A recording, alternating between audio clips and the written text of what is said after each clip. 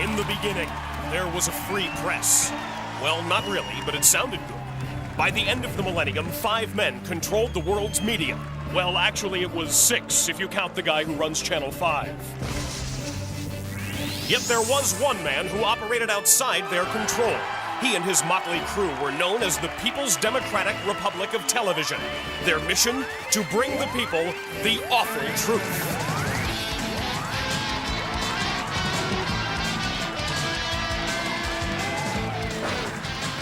Tonight, from somewhere inside the PDR TV, please welcome Michael Moore.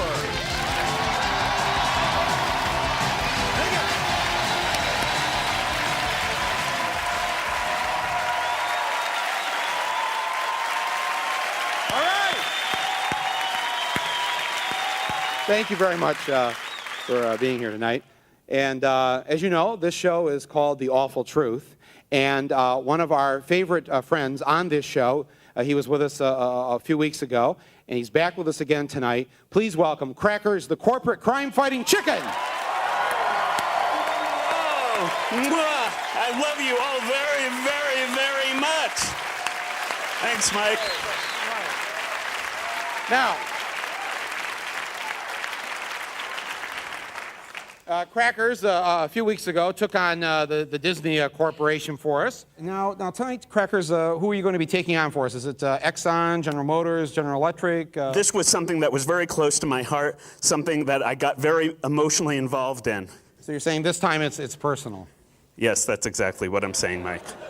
What is it like when you get personal with a chicken? I don't know. I'm afraid to kind of ask that. Well, you know, we can talk later, but let's say it's wonderful.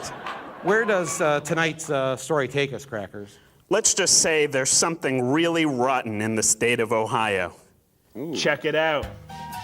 After a busy year of dealing with corporate scoundrels, I needed a break.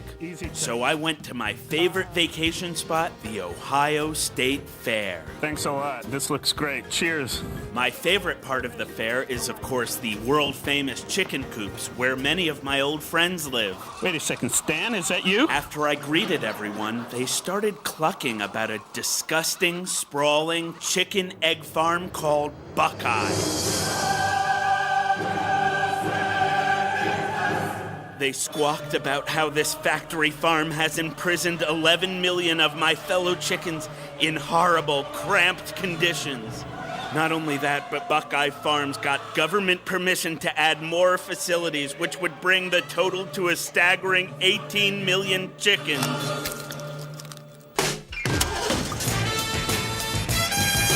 Look out, Buckeye. This 7-foot badass chicken was ready to rumble.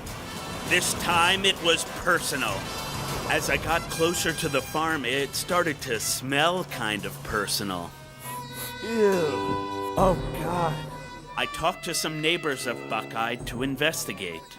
What is causing this horrible smell? Manure, chicken manure, tons and tons of chicken manure. They told me how the chicken poop is blown out of powerful vents and spread all over central Ohio.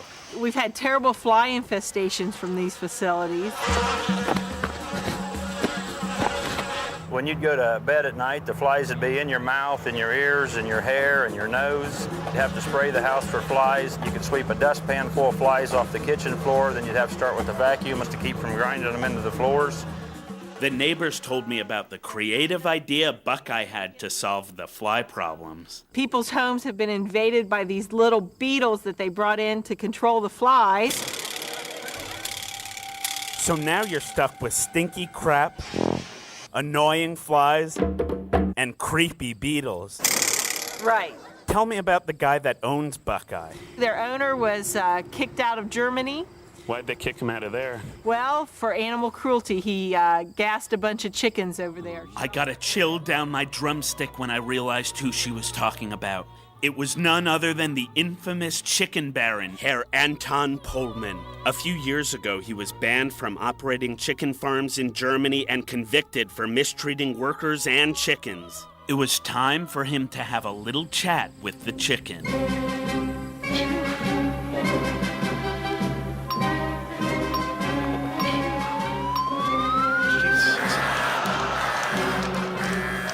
Holy, oh are you? Where's the president? It's not here. Is the boss here? Turn it off. But is No, you're at the the boss? wrong place. So you're supposed to be here. But this place is making a lot of people stinky. Doesn't matter. That better be off. Take a left, and it's about a mile on your left or right. It'll be a big white house down by another site. Do you love eggs? Down to the main office. Do you love eggs? Go down to the main office. Can you just say if you love eggs? You're on private property. You need to go down to the main office. Ouch! Ow! Ow! Please leave the site. But can you tell me why, it's so smelly around here and why there are bugs all over the place? Sir, you're going to have to leave the facility. I'm a chicken, I'm not a sir. Chicken, sir. Sir, Okay. whichever you prefer, please come with It was clear that Herr Pullman had his henchmen well trained. Luckily, I remembered that the governor of Ohio prides himself on being a friend of farming communities. I needed to talk to him immediately. I made a beeline straight to his office. How you doing? Is this where the governor of Ohio works? Yes, it is. I was wondering if I could talk to him. My name is Crackers the chicken.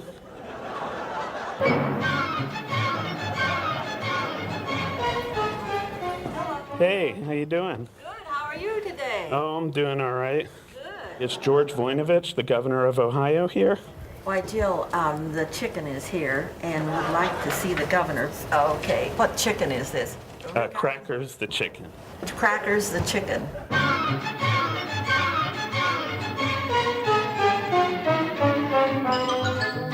Finally, someone came out to hear my grievances. Hasn't Governor Voinovich given the okay to have Buckeye Farms get bigger and bigger? Well, he's not involved in the permitting process at all. But he hasn't spoken out against it, has he? He just doesn't have that legal authority. But can't he come out and just say it? Because I think the governor is an important figure. But in fact, the director of EPA has very straightforward and strict guidelines in the law. Seemed like she was passing the buck on Buckeye. Next stop, the Ohio Environmental Protection Agency. Any permit that we've issued to them, we have considered it environmentally sound. Well, if they're so sound, then why don't you take a look at these creepy beetles that suddenly appeared on the neighbor's lawn? Yeah, I mean, I don't need to. We've seen them a number of times. We have a lot of beetle and fly samples, so you can keep it. I'd appreciate it if you took it. Well, I mean, I'm just going to pitch it.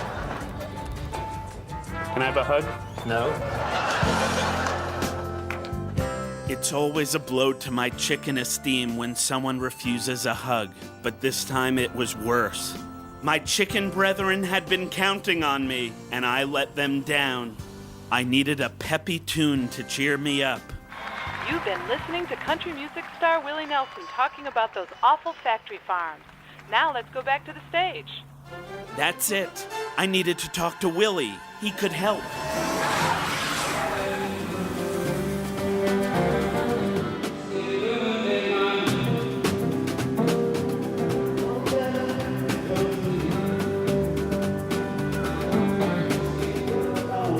Welcome. It's so nice to meet you, Mr. Nelson. Can I call you Willie? If you would. You know, Willie. What? A lot of the chickens in this Buckeye farm, they're friends of mine. I could imagine. I mean, what kind of working conditions could there be with 9 million chickens in one coop?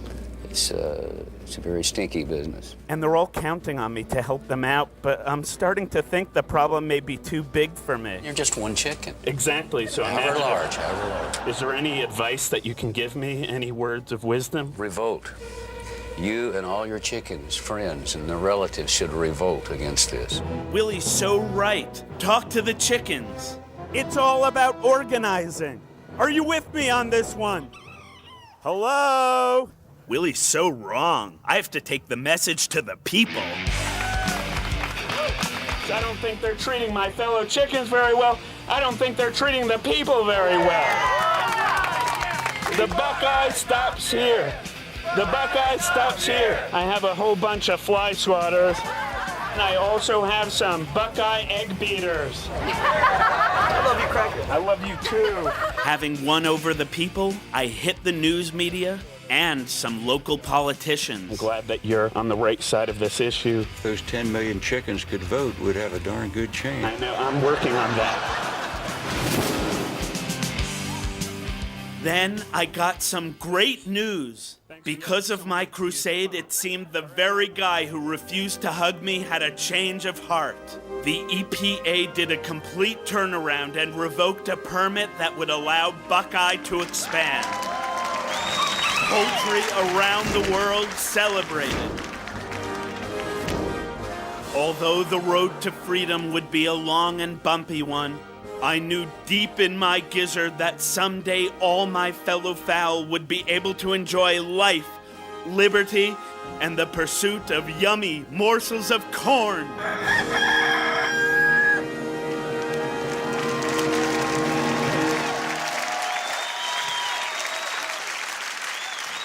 All right, and now it's time once again for this week's Awful Truth.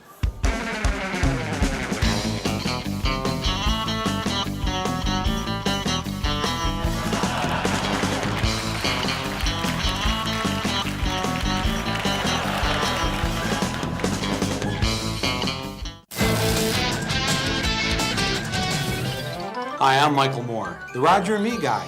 I make over 6 figures a year, and I have over 200 laser discs. I guess you could say I'm doing pretty well. Wow, Michael Moore, how can I be like you? That's the most common question I hear from children these days. And you know what? That's why I've come out with the Michael Moore playset for kids. This is the official Michael Moore playset. It's safe, relatively affordable, and best of all, made in the USA. With each playset, you'll get a Michael Moore mask and a corporate lackey bald wig and power tie. I want to see the CEO. You can't come in here. Why are you laying off people while making record profits? You're on private property. Get lost, jerk. Make me, butthead. You see, it's just like me. With a whole bang, bang, let me in here, I want to get the truth stuff. It's great. And each set comes with its own security guard badge and walkie-talkie. Sir, why don't you come with me? Go to hell. Now parents can rest easy, knowing that their children will be in the backyard pretending to be me for hours. And I'll rest easy, knowing that I'm making enough cash to choke a horse. Available at all Toys R Us and Mike Emporium stores. Thank you. Thank you. You know, I have to say, a lot of people, at least until the middle part of this decade, thought things were going pretty good race-wise, right? You know, things were better. You know, it wasn't like the old days where you had signs on the restroom doors that said whites only or coloreds only over the fountain, right? We made all this progress. We just thought things were getting so good, and then people had to go burn down L.A., right?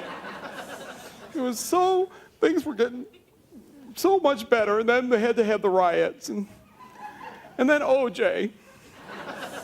Because again, and this we're coming from a good place with this because we want to believe that things are okay. We all share the same rung on that economic ladder in this country, don't we, huh? You know, have you heard this term, reverse racism? Like a white guy going, well, what's this with affirmative action? They're letting these blacks into college, you know, before whites that are more qualified. That's reverse racism. I love listening to a white person complain about just how good black Americans have it, you know? And the last guy that said that to me, I said to him, sir, are you saying to me that really what you hope for is that you'd like to wake up tomorrow morning and be black in the United States of America? Is that what you're saying? That you just wish that, damn, I wish I was black, then I'd get all the good jobs and get in all the best universities, huh? Well, this got me thinking about South Africa. Now, it used to be, of course, the Africans who made up the majority.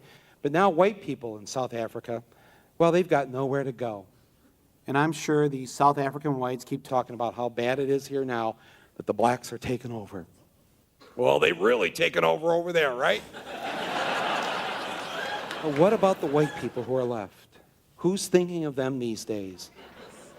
They probably miss the good old days, and where do they have to go to celebrate them? Where can they find their pursuit of happiness in this world? Well, I found such a place for them, and I've made a public service announcement that I hope will air on all the television stations in South Africa to my white South African friends, and I'd like to share it with you right now.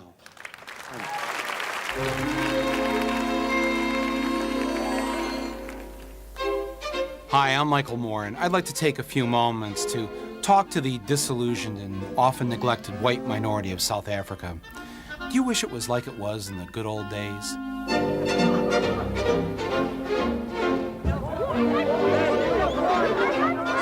you ever find yourself saying, I wish there was a place in the world for me and my kind? Well, take heart, there is. Right here in the United States of America.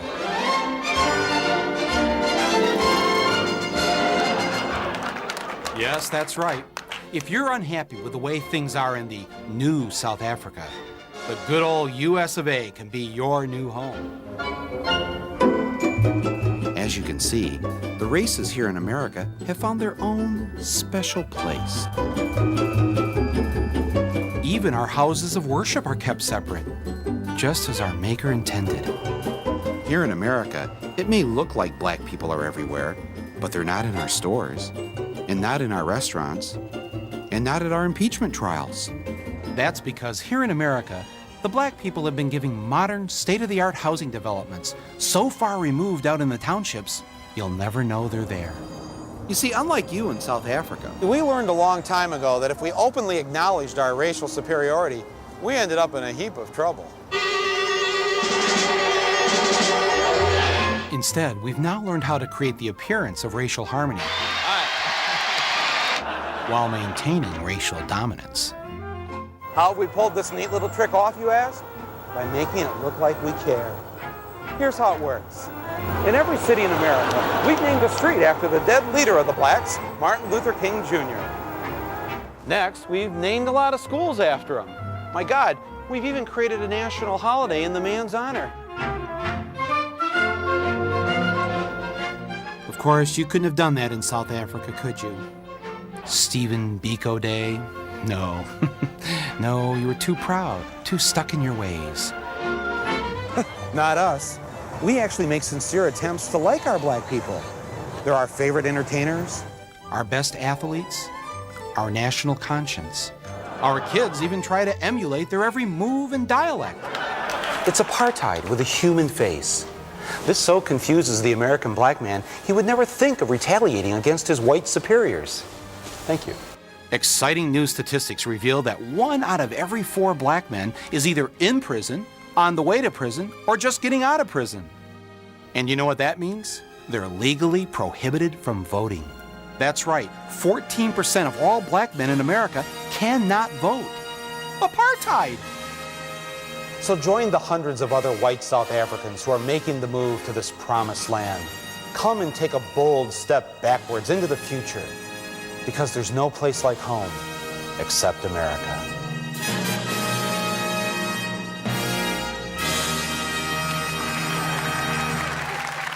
Thank you. Thank you very much. Thank you. Thank you. Do you know that Bill Gates is worth 800 times more than Michael Jordan? Bill Gates, the richest man in the world.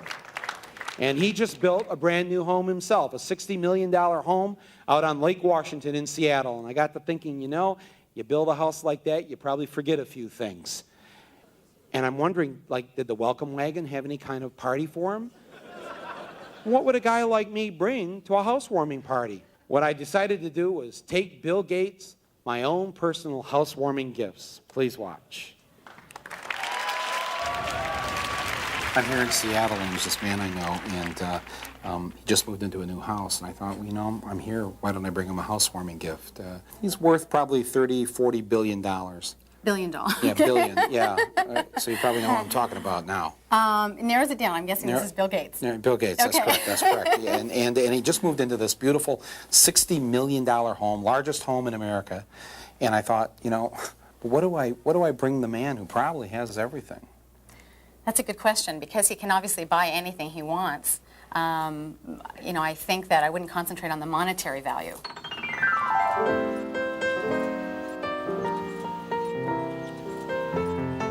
Is this the house where Bill Gates lives?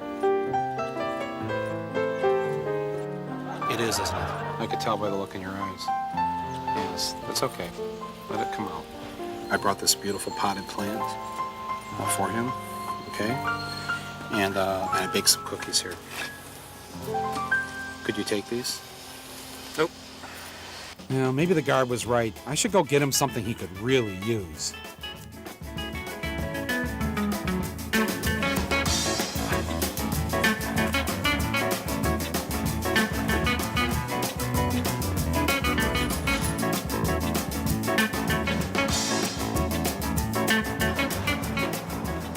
I'm bringing housewarming gifts to Mr. Gates. I'm Michael Moore. Hello. TV producer Roger and me. And, Mr. Gates just moved into his new house, so I brought him a weed whacker and a dirt devil and a salad shooter and some Martha Stewart sheets. And are you with a company or? I'm just, a citizen of America who's proud that the richest man in the world is one of ours. Is there any chance that I could meet Mr. Gates and give him my housewarming gifts? No. None whatsoever. No. No housewarming party is complete without the neighbors.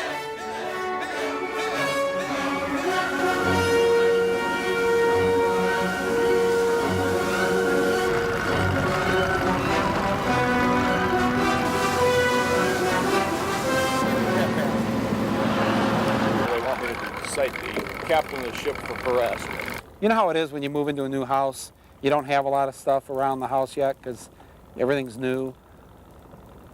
And so we thought, well, what do we get the man who has everything? So we got him a Mr. Coffee and a Dirt Devil and a Weed Whacker and some pies. Somewhere, some way, there was a Bill Gates willing to take my housewarming gifts. Are you Bill Gates? That's right. Well, I bought all these housewarming presents for Bill Gates, but he wouldn't accept them. I was wondering maybe if you wouldn't mind taking them. Sure. Oh, thank you very much. Bill don't know what he missed. Thank you. Thank you. Thank you. All right. Thank you very much. Appreciate it. Have a good night. See you next week.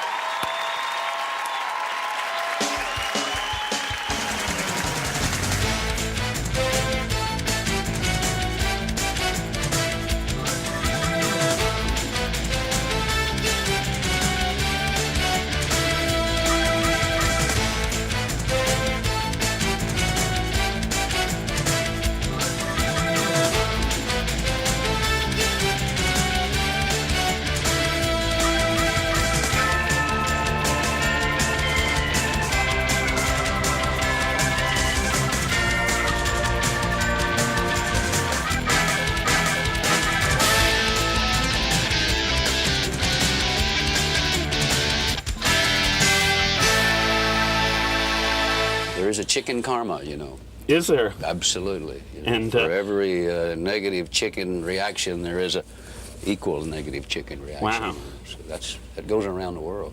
That's fascinating. That's heavy. So, Chicken karma.